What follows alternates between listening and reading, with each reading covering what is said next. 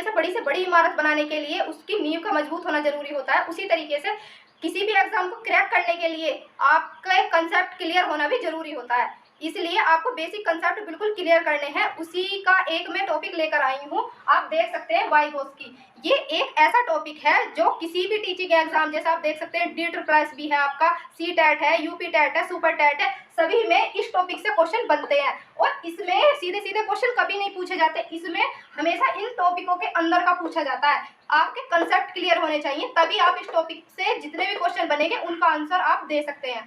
ये कंफ्यूजन वाले क्वेश्चन होते हैं सभी।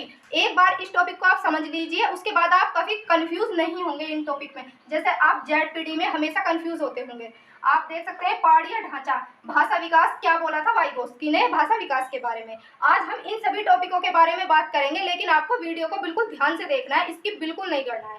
तो शुरू करते हैं दोस्तों आज की वीडियो शुरू करने से पहले मैं आपको बता देती हूँ, मैंने तभी क्लियर कर लिया था जब मैंने CTET का फर्स्ट टाइम एग्जाम दिया था। तो अब मैं ये आप लोगों को करा रही हूँ, आपको बहुत ही ध्यान से पढ़ना है। पहले तो क्वेश्चन ये बनता है, जो वाइगोस्की थे वो कहाँ के मनोवैज्ञानिक थे? वो रूस के मनोवैज्ञानिक थे। एक आंसर तो आपका ये हो गया।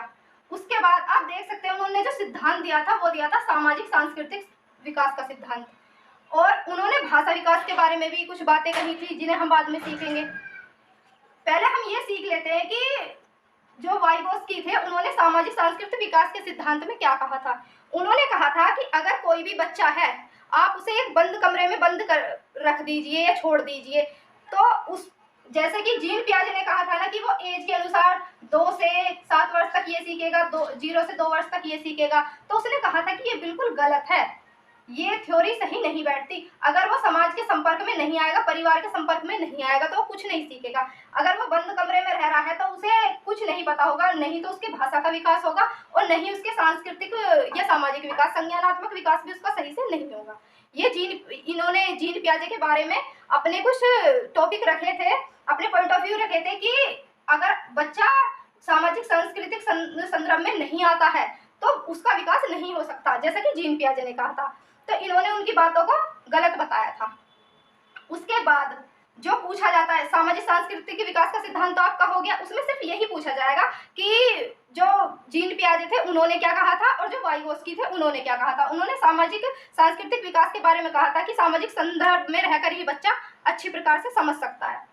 उसके बाद आप ये देखें ZPD, zone of proximal development, ये क्या होता है?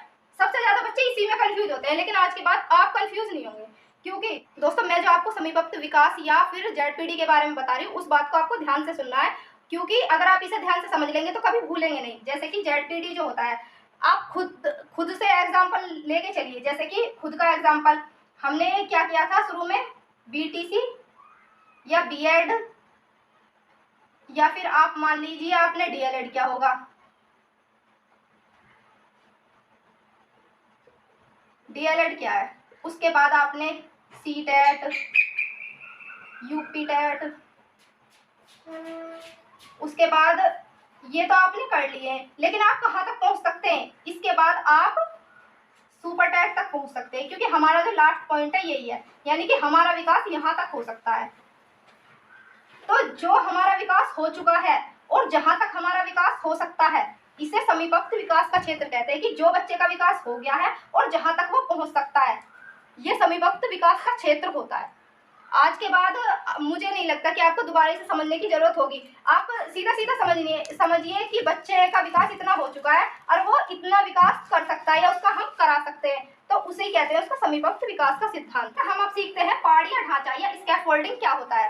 स्कैफोल्डिंग जो होता है, ये जो मैंने आपको बताया कि हम BTC या सुपर टेट जो कुछ भी कर रहे हैं, यहाँ से यहाँ तक का हमारा जो क्षेत्र होता है वो होता है समीपस्थ विकास का। लेकिन जो हमें यहाँ से और यहाँ तक कोई पहुँचने में मदद कर रहा है तो वो हमारा पाड़ होगा, पाड़ या ढांचा।